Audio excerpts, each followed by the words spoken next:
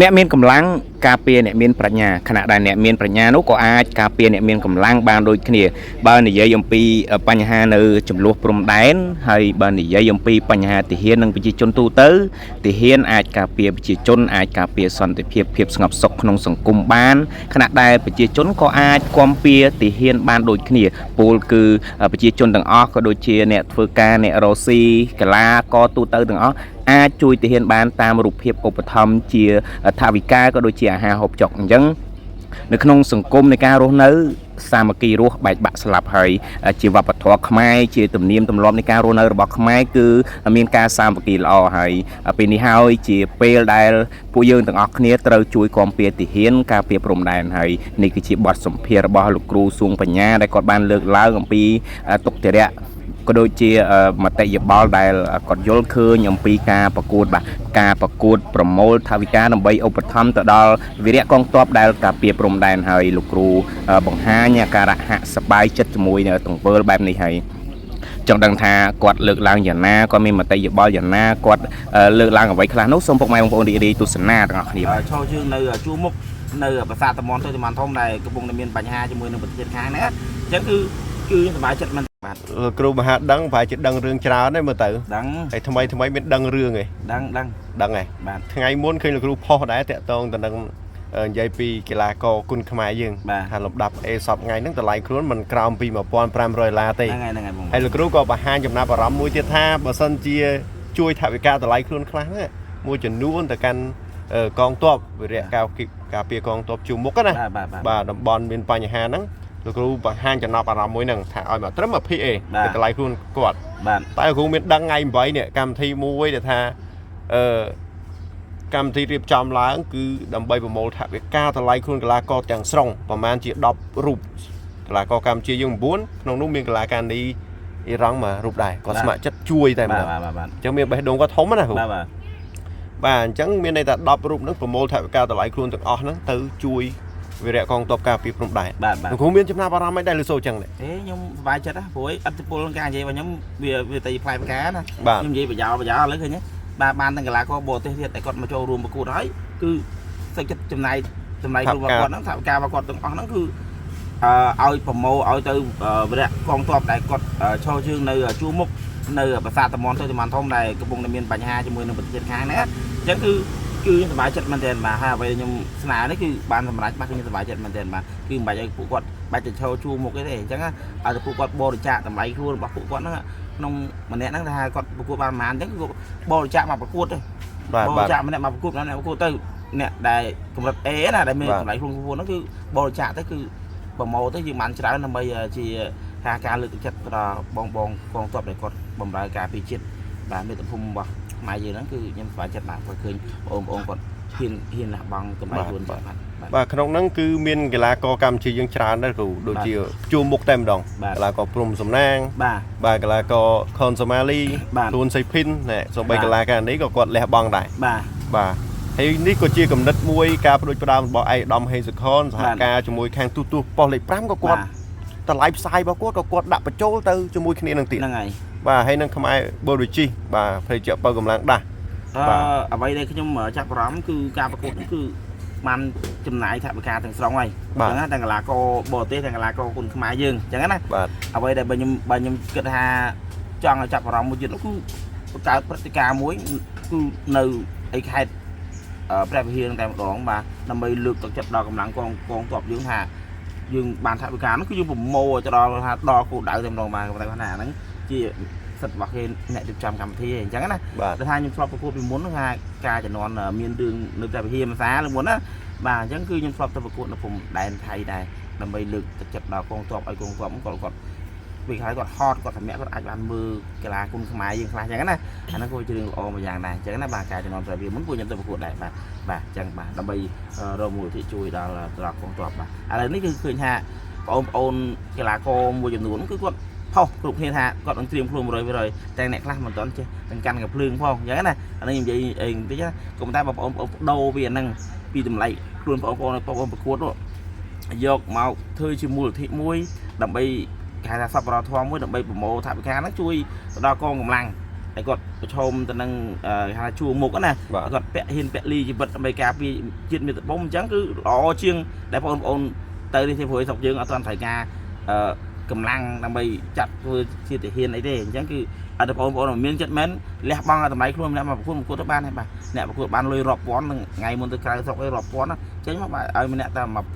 500អូខេបាទតែហ្នឹងដឹងតែបងប្អូនពិតជាស្រឡាញ់ប្រទេសជាតិហើយបាទតែឥឡូវកម្មវិធីនេះគឺមានឲ្យគ្រូនៅជីបម៉ុងបាទជីបម៉ុងក្នុងផ្សារទំនើបជីបម៉ុង271មកបាទល្អបាទល្អមែនទែនបាទដែលខាងអៃរ៉ាំហេលីខនហើយនឹងទូទូគាត់ហើយនឹងអ្នកញ៉ាលៀងមីនេះគាត់បានសហការគ្នាក្រុមហ៊ុនខ្មែរបូរីជីហ្នឹងណាគាត់បានសហការគ្នាដើម្បីប្រម៉ូជាមូលនិធិនេះឡើងហើយបើសិនជាធ្វើសពរដ្ឋធម៌មួយទៀតក្នុងការប្រកួតហ្នឹងបើសិនជាមានគេថាមានជាហឹបមួយសម្រាប់អ្នកទស្សនាដែលគាត់មានរំលងចង់ផ្ដល់ថវិកាតាមរយៈកម្មវិធីមូលនិធិនេះក៏ល្អដែរបាទកន្លងមកយើងឃើញមូលនិធិច្រើនដើម្បីគាំពៀយកលុយទៅខាងមណ្ឌលកម្មាកាពីអីផ្សេងៗយើងឃើញថាមានអ្នកចូលរួមច្រើនអញ្ចឹងបើសិនជាមានអ្នកចូលរួមច្រើនហ្នឹងគឺសូម្បីតែ1000 2000លុយខ្មែរដាក់ទៅក៏ច្រើនបានច្រើនក៏បានទៅកងទ័ពយើងគាត់បានថវិកាដើម្បីថាបំរុងអាហារស្បៀងអីចឹងណាវាជួយកាត់បន្ថយការចំណាយរបស់រដ្ឋាភិបាលបាទលោកគ្រូខ្ញុំមានសំណួររសើបមួយក្រោយមានបញ្ហាព្រំដែនចម្រូងចម្រាសខ្លាំងមានការផុសផុលខ្លាំងមែនទែនទាំងប្រជាជនទាំងយុវជនជាពិសេសកីឡាករផងគាត់ផុសនៅលើបណ្ដាញសង្គមរបស់គាត់ថាត្រៀមទទួលបញ្ជា24ម៉ោងបើទោះបីជាខ្ញុំមិនចេះកាន់កាភ្លើងក៏ដោយក៏ស្ម័គ្រចិត្តក្នុងការបម្រើជាតិលោកគ្រូយល់យ៉ាងណាដែរចំពោះការផុសផុលបែបនេះ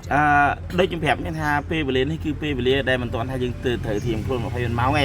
បាទការទៅត្រៀមខ្លួនយ៉ាងណាក៏ដោយក៏យើងត្រូវតែចេះដែរមិនអញ្ចឹងទេបើយើងត្រៀមខ្លួនទាំងអត់ចេះអីសោះដូចយើងទៅបបាក់ដល់ពួក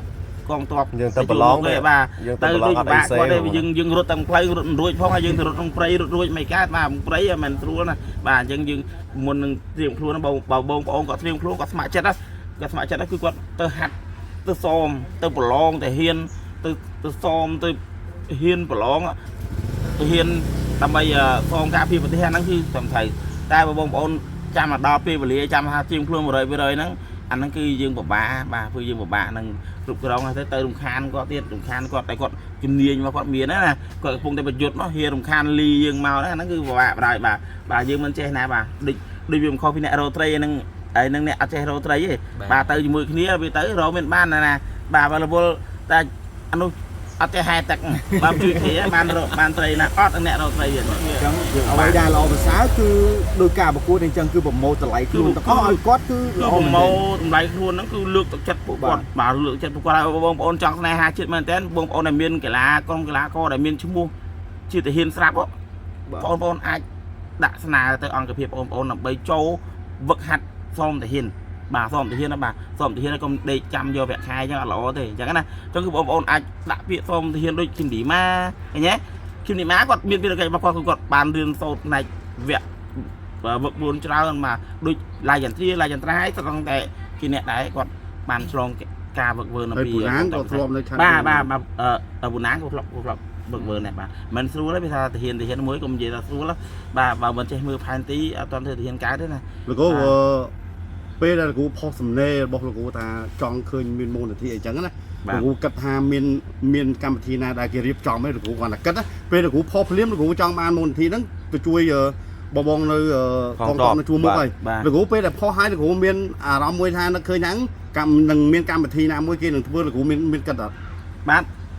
ខ្ញុំគិតដែរព្រោះអីដោយសារតែខ្ញុំគិតថាបើខ្ញុំផុសទៅនឹងមានអ្នកទស្សនាច្រើននឹងមានអ្នកចូលមួយច្រើនអញ្ចឹងណាចូលមួយច្រើនអញ្ចឹងក៏យល់គិតថានឹងមានអ្នកដែលរៀបចំកម្មវិធីការឡើងដែរអញ្ចឹងណាបាទហើយដល់អញ្ចឹងទៅគឺយើងគិតថាវាជាជំរឿនល្អកុំឲ្យឈឺពេលដែលស្រុកយើងកំពុងតែមានបញ្ហាគឺនាំគ្នាយកអារឿងអស់ហ្នឹងដើម្បីបង្កើតប្រជាប្រិយខ្លួនឯងលោកគ្រូបន្ទាប់ពីមានតម្លៃខ្លួនទៅកីឡាករបើតាមខ្ញុំដឹងព័ត៌មានច្បាស់នោះបើបូករួមទៅទាំងអស់គឺបានត្រឹមតែ15000ទេប៉ុន្តែក្រុមហ៊ុនខ្មែរបឺរីជីបន្ថែមរហូតទៅដល់$10,000សម្រាប់ជូនទៅដល់កងទ័ពជួរមុខនោះបាទគឺសរុបទឹកលុយបើសរុបទឹកលុយសម្រាប់មួយកម្មវិធីហ្នឹងឯងបាទមួយកម្មវិធីហ្នឹងសរុបទៅឲ្យលោកអញ្ញាគាត់បន្ថែម ông nhà liền mấy cứ qua thái lôi bị lơ nâng thái nó tiết là bâyជួយឧបត្ថម្ភធ្វើឲ្យ$10,000 វាជារឿងពិសេសភាសាមែនតើក្នុងកម្មវិធីនេះបាទខ្ញុំក៏សប្បាយចិត្តដែរដែលឃើញគេថាខ្មែរស្រឡាញ់ខ្មែរដែលឃើញទុកលំបាកណាបើតែពួកគាត់មិនចេះកាន់កំភ្លើងមិនក៏ប៉ុន្តែពួកគាត់ជាអ្នករកស៊ីក៏ប៉ុន្តែពួកគាត់អាចចំណាយថវិកាក្នុងខ្ទង់ចំណេញហ្នឹងគឺឧបត្ថម្ភទៅលើកងទ័ពយើងដែលគាត់ប្រឈមបញ្ហាការពារព្រំដែនយើងបាទការពារមូលនិធិទឹកដីយើងគឺយើងពិតជាថ្លៃអំណរគុណមកគាត់មែនដូចខ្ញុំថាបើគាត់អត់ចេះកាន់កំភ្លើងទេអញ្ចឹងគាត់អាចកាន់កំភ្លើងឯណាក៏ចេះដែរអញ្ចឹងណាប៉ុន្តែគាត់អាចយកទឹកចិត្តរបស់គាត់មួយដែលគាត់ធ្វើអីផ្សេងហ្នឹងដែលគាត់រកស៊ីចំណេញហ្នឹងគឺគាត់បរិច្ចាគទៅលើកងទ័ពជួរមុខហ្នឹងគឺវាល្អមែនតើសម្រាប់នេះបាទហ្នឹងវាដើររួមគ្នាអ្នកខ្លះគាត់ប្រើកម្លាំងអ្នកខ្លះគាត់ប្រើបញ្ញាអញ្ចឹងពេលដែលមានបញ្ហាច្បាស់ណាស់ថាអ្នកប្រើកម្លាំងគឺការពារអ្នកប្រើបញ្ញាបាទអញ្ចឹងអាហ្នឹងគឺអត់ខុសទេបាទអញ្ចឹងគឺត្រូវតែធ្វើយ៉ាងហើយអញ្ចឹងអ្នកមានប្រាជ្ញាហ្នឹងគឺត្រូវតែឧបត្ថម្ភការហូបចុកទៅលើអ្នកប្រើកម្លាំងដោយការពារគាត់វិញអាហ្នឹងវាជារឿងធម្មតាវាជារឿងពឹងគ្នាទៅមកអញ្ចឹងណាបាទអញ្ចឹងយើងអាចអត់បាន សិតតែជាដៃជើងសង្គម សិតតែជាដៃជើងសង្គមបាទ អរគុណច្រើនគ្រូអរគុណច្រើន